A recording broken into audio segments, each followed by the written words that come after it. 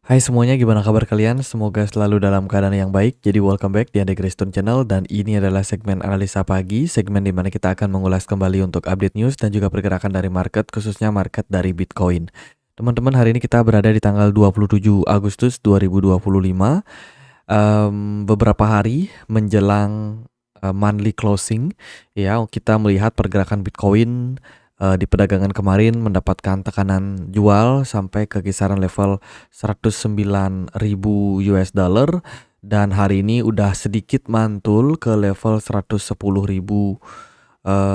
ya 110.600 US dollar ya.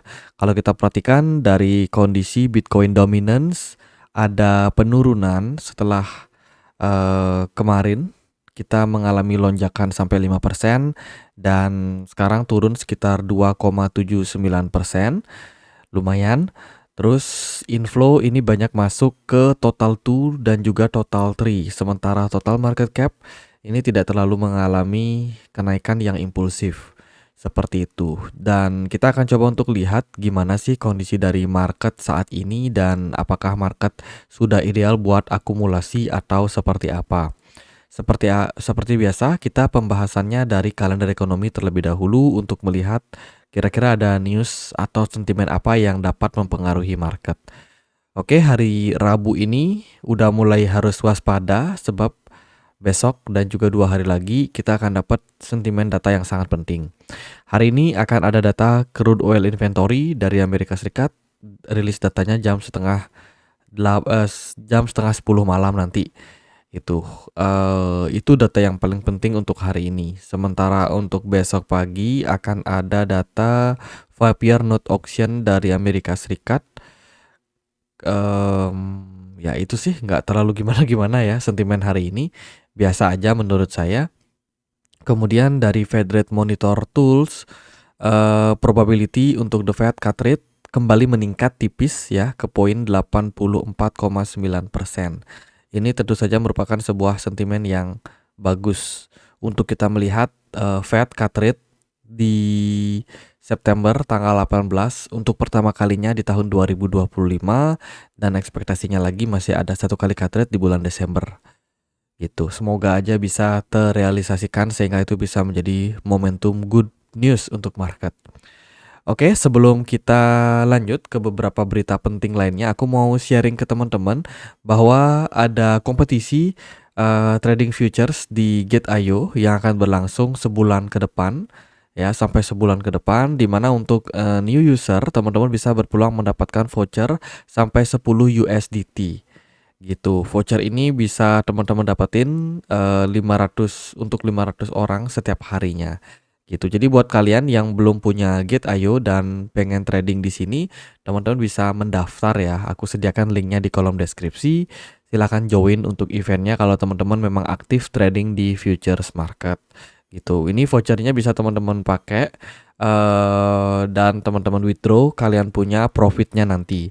Gitu. Jadi ibaratnya voucher ini bisa teman-teman pakai untuk trading gratis.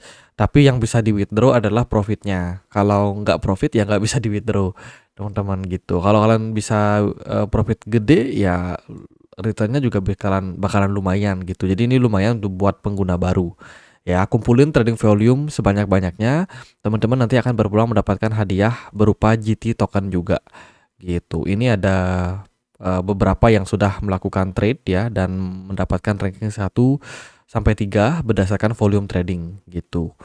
Jadi buat kalian yang mungkin tertarik buat ngikutin eventnya, silakan langsung cek link yang ada di kolom deskripsi video ini. Untuk pengguna lama juga bisa ikutan. Kemudian kita akan lanjut lihat gimana sih kondisi dari ETF inflow ya per tanggal 25 Agustus kemarin. Bitcoin mendapatkan inflow 219 juta US dollar. Tentu saja ini adalah tren yang positif. Sementara Ethereum spot ETF mendapatkan inflow yang jauh lebih masif sebanyak 443 juta US dollar. Padahal kita udah mengalami inflow 4 hari berturut-turut dan akhirnya ya bisa dibilang ini merupakan sebuah sentimen yang sangat bullish untuk pasar Bitcoin dan juga Ethereum. Kemudian kalau kita lihat dari Glassnode, liquidation masih cukup besar di didominasi oleh long position ya yang kena liquid sampai 596 juta US dollar, menandakan bahwa sebenarnya kita sekarang masih harus berhati-hati akan potensial koreksi yang mungkin lebih besar terhadap market. Ya gitu teman-teman. Kemudian kita akan lihat dari berita yang lain, yaitu dari Pantera Capital. Saat ini sedang menargetkan mereka untuk lebih banyak mengakumulasi Solana. Ya, Pantera Capital report saat ini sedang menargetkan sekitar 1,25 miliar US dollar untuk convert mereka punya saham Solana Co. Gitu untuk melakukan akumulasi token Solana sebagai treasury asset mereka. Pantera Capital ini salah satu hedge fund, salah satu venture capital yang memang sangat gemar berinvestasi di banyak startup, termasuk juga proyek-proyek kripto itu mereka banyak yang invest. Nah, sekarang mereka melirik nih Solana sebagai salah satu aset treasury mereka. Tentu saja ini merupakan sebuah berita bagus buat Solana. Lalu ada Trump Media saat ini sedang menargetkan akumulasi sekitar 6,42 miliar US dollar berupa token Crow sebagai digital asset treasury tambahan mereka. Wow, Crow terpilih ya teman-teman. Padahal Crow ini adalah token exchange dari crypto.com ya, dan nampaknya ini bisa mencuri perhatian dari Trump Media untuk melakukan akumulasi lebih banyak terhadap tokennya. Ya, bisa menjadi sebuah sentimen bagus untuk Crow.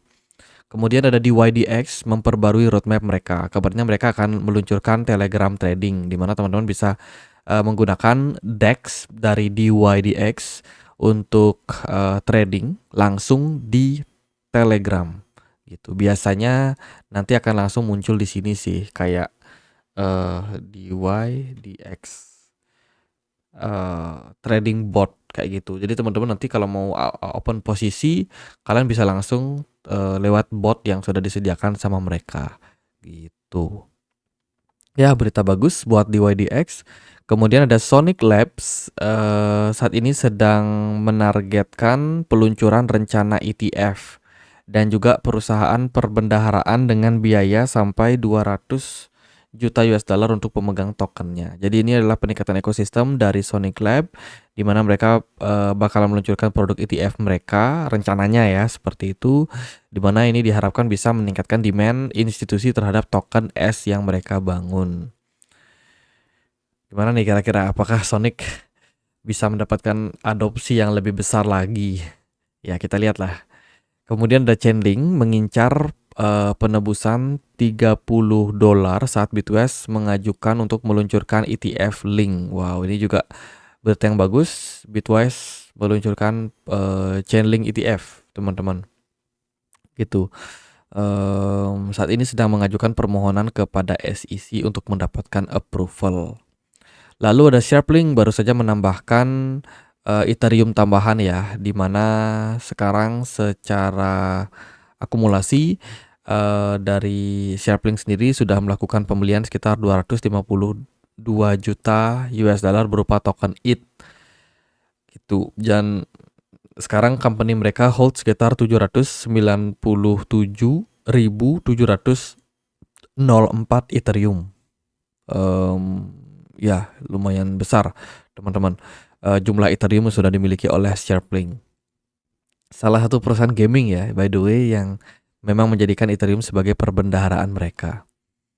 Kemudian juga kemudian ada berita terkait dengan si Donald Trump yang kabarnya melakukan pemecatan ya kepada Lisa Cook. Yaitu Donald Trump pada tanggal 25 Agustus kemarin mengumumkan bahwa dia memecat Federal Reserve Governor Lisa Cook. Nggak tahu sih ini lanjutannya gimana, apakah Donald Trump melakukan ini sebagai salah satu bentuk tekanan gitu ya. Ya itulah, tapi yang penting adalah Lisa Cook ini adalah salah satu dari 7 orang terpenting di Federal Reserve saat ini yang memang memiliki memiliki otoritas gitu yang sangat penting. Itu sih teman-teman. Kemudian dari Morgan Stanley dikabarkan memprediksi bahwa Powell akan melakukan cut rate di bulan September. Ya, ini merupakan sebuah optimisme yang bagus dari Morgan Stanley, salah satu institusi keuangan dan juga perbankan terbesar di Amerika Serikat. Gitu. Dia melihat pada pidatonya di Jackson Hole Symposium, Jerome Powell mengucapkan beberapa data atau nada yang cukup dovish, ya, di mana dia mengatakan bahwa the Fed itu tidak hanya berfokus pada inflasi sekarang, mereka juga mempertimbangkan yang namanya lapangan ketenagakerjaan gitu, yang memang terus mengalami penurunan ya, dan peningkatan yang namanya pengangguran gitu. Nah, ini menimbulkan spekulasi yang sangat kompleks di pasar, di mana pasar berekspektasi bulan September akan mulai ada cut rate. Demikian juga Morgan Stanley berharap bahwa di akhir tahun akan ada tambahan cut rate 25 basis point pada bulan Desember. Gitu. Wow. 2 kali cut rate lumayan menurut saya. Nah, ini kondisi dari crypto bubble saat ini, beberapa altcoin sudah mulai pulih ya, mulai recover. Namun beberapa lagi masih dalam kondisi merah. Itu kemudian tambahan lagi Standard Charter mengatakan bahwa Ethereum di harga saat ini masih relatif cheap, masih murah ya di level saat ini. Tentu saja ini bisa menjadi sebuah trigger untuk akumulasi Ethereum yang lebih besar. Glassnode mendeteksi bahwa rally-nya Bitcoin saat ini berada di poin tertinggi nomor 2 setelah di periode 2017-2018, di mana fase Bitcoin bullish itu berlangsung selama 335 hari, dan sekarang Bitcoin sudah mengalami fase bullishnya sekitar 273 hari. Wow, ini salah satu bull market terbesar sepanjang 4 cycles terakhir. Itu, kemudian dari berita yang lain datang dari Bitcoin saat ini diperdagangkan di atas level 110.000 ya, 110,8 ribu. Basis biaya rata-rata investor yang lama yang mengakumulasi sekitar 1 juta sampai 3 juta dolar selama rally bulan Mei dan Juli. Saat ini dikabarkan ini adalah merupakan sebuah level krusial, level support krusial, di mana seringkali kalau pergerakan Bitcoin berada di bawah level 110.800-an, itu seringkali mengindikasikan adanya tekanan jual yang mungkin lebih kuat ke depan gitu, seandainya Bitcoin gagal mempertahankan area support di harga sekarang. Jadi dikatakan ini adalah level-level krusial untuk Bitcoin. Lalu gimana, apakah Bitcoin udah mulai layak buat diakumulasi? Nah, kita coba lihat chartnya Bitcoin dulu ya. Secara tren sebenarnya Bitcoin ini masih sesuai dengan ekspektasi kita, di mana Bitcoin still running on wave C, ya, running on wave C. Meskipun sebenarnya kita masih perlu melihat beberapa clue apakah di harga sekarang ini adalah level yang cukup ideal buat Bitcoin mantul, apakah wave C-nya sudah terbentuk, atau mungkin ada opportunity wave C-nya justru di bawah gitu. Ada potensial koreksi lebih lanjut untuk Bitcoin. Nah, kita bisa lihat ini di time frame yang kecil, time frame daily. Time frame 1 jam.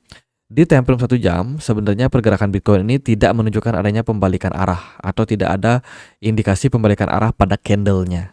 Di sini kita masih berekspektasi untuk Bitcoin bisa koreksi gitu. Saya melihat ini ada ABC potensial, mungkin kita akan koreksi kembali ke depannya ya, sambil menunggu beberapa trigger atau news, sentimen, data yang mungkin bisa berpengaruh terhadap pergerakan dari Bitcoin kayak gitu.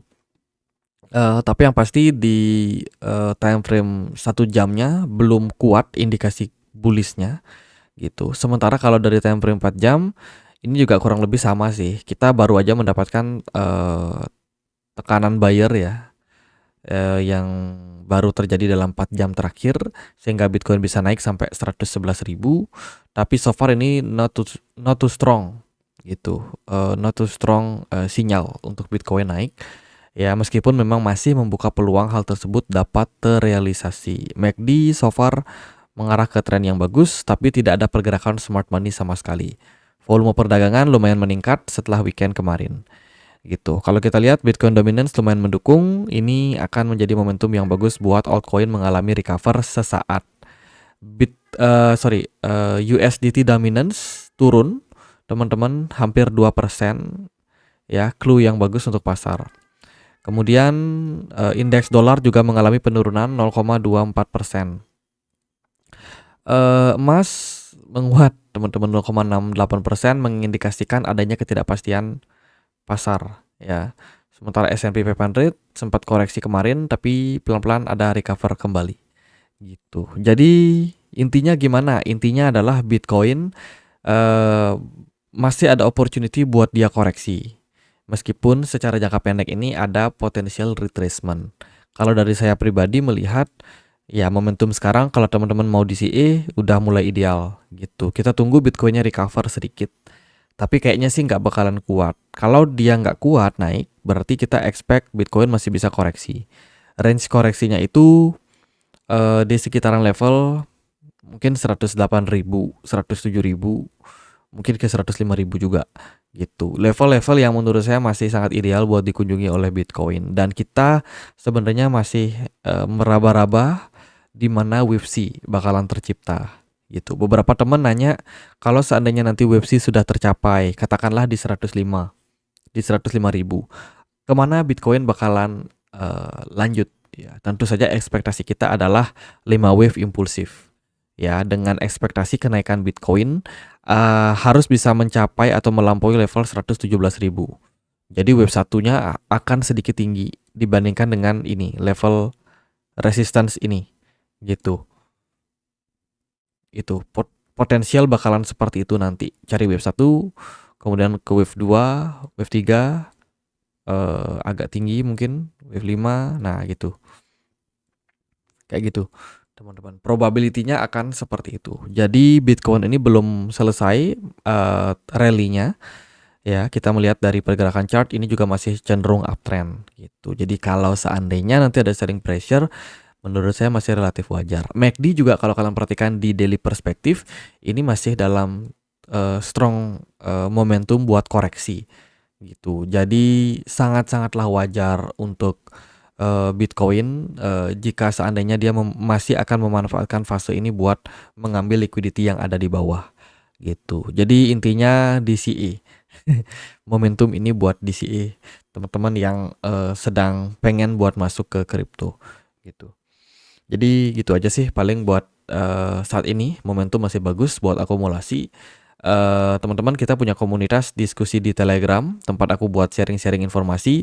Teman-teman juga bisa discuss di sini. Buat yang pengen untuk join, silakan cek link yang ada di kolom deskripsi video ini. Sekian aja akhir kata saya, Andre. Makasih.